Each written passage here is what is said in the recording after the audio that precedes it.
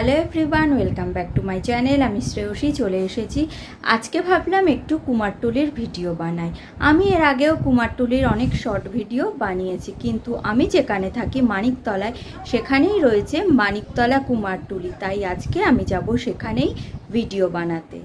তো আমি বেরিয়ে পড়েছি। আমার এক বন্ধু আসবে, কিন্তু ও কখন আসবে আমি জানি না, আর জায়গাটা আমি ঠিক চিনিও না। তো আসুক, চলো আমরা যেতে থাকি, তারপর ওর সাথে দেখা করে নেব।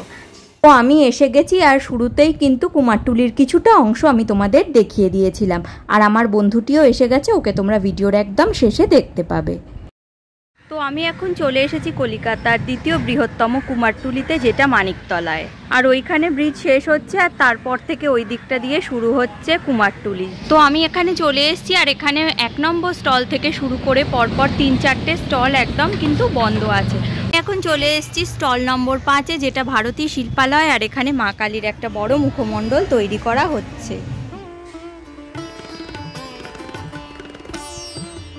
এবার আস্তে আস্তে আমি সামনের দিকে এগিয়ে যাচ্ছি, আর এখানে সামনে যেহেতু আসছে দুর্গাপুজো, বড় বড় সব একটার পর একটা প্রতিমা এখানে তৈরি হচ্ছে।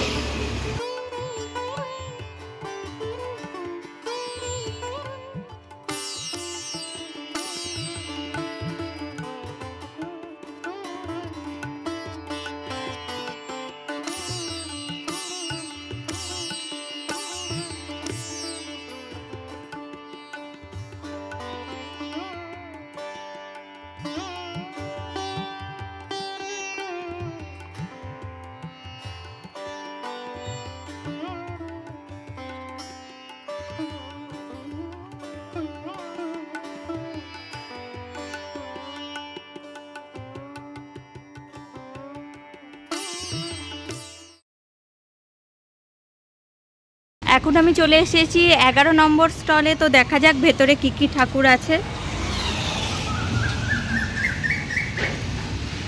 এখানে ভেতরে কালী মায়ের মূর্তি তৈরি হচ্ছে, প্রায় হয়ে গেছে, শুধু রং করাটাই বাকি আছে। আর এখানে নিচের দিকে কিন্তু মায়ের গলার মুন্ডমালা তৈরি করে শুকোতে দেওয়া হয়েছে। 11 নম্বর স্টল থেকে বেরিয়ে সোজা চলে যাব 16 নম্বর স্টলের দিকে, কারণ বাদবাকি স্টল কিন্তু এখনো বন্ধ আছে। চলে এসেছি 16 নম্বর স্টলে। এখন ভেতরটা দেখছি খোলা আছে, তো চলো দেখি ভেতরে কি কি ঠাকুর তৈরি হচ্ছে।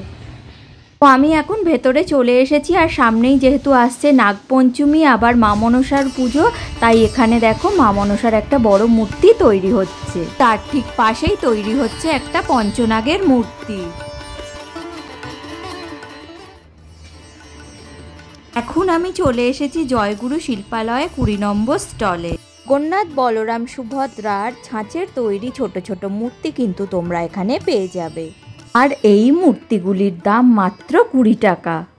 এখানে এই মূর্তিগুলিকে কিন্তু খুচরো এবং পাইকারি হিসেবেও বিক্রয় করা হয়। এখানে কিছু মূর্তি তৈরি হয়ে গেলেও এখনো কিছু মূর্তিতে রঙের কাজ বাকি আছে।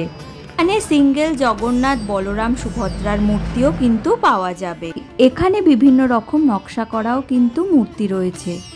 এই মূর্তিটি রথের ওপরে তৈরি করা হয়েছে, তেমনি পুরীর জগন্নাথ দেবের মন্দিরের আদলেও তৈরি করা হয়েছে একটি মূর্তি। আবার তার ঠিক পাশেই রয়েছে জবা ফুলের মাঝে বসে থাকা জগন্নাথ, বলরাম, সুভদ্রা। আর একদম পেছন দিকে তৈরি হচ্ছে বিশ্বকর্মা ঠাকুর। এখন চলে এসেছি 22 নম্বর স্টলে। এখানে তৈরি হচ্ছে দেবী দক্ষিণা কালীর একটি মূর্তি। দেবী দক্ষিণা কালীর মূর্তির পাশেই তৈরি হচ্ছে একটি বড় শীতলা মায়ের মূর্তি।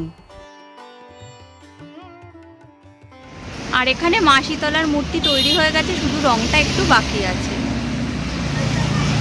আর এখানে কালী মায়ের মুন্ডমালা শুকোতে দেওয়া হয়েছে।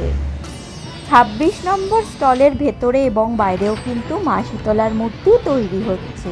বাইরের দিকে যে মূর্তিটা তৈরি হচ্ছে সেটাও কিন্তু অনেকটাই বড় মূর্তি। এখানে খড়ের উপরে মাটির প্রলেপ লাগানো শুরু হয়ে গেছে। মূর্তিটিকে এখন বাইরে শুকোতে দেওয়ার জন্য রাখা হয়েছে।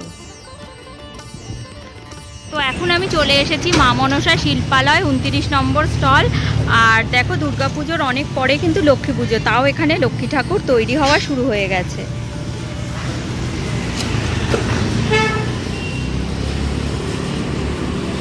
আর পেছনে রয়েছে মা শীতলার মূর্তি।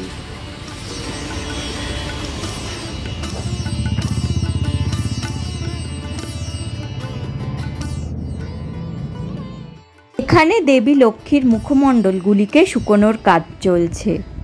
তো চলো এখন আমরা স্টলের ভেতরের দিকটাও দেখে নিই। স্টলের ভেতরে দেবী দুর্গার মূর্তির সাথে তৈরি হচ্ছে আরও দুটি সুন্দর দক্ষিণা কালীর মূর্তি। প্রথম মূর্তিটির ওপর রঙের প্রলেপ পড়া শুরু হলেও দ্বিতীয় মূর্তিটির ওপর কিন্তু এখনও রঙের প্রলেপ পড়া শুরু হয়নি।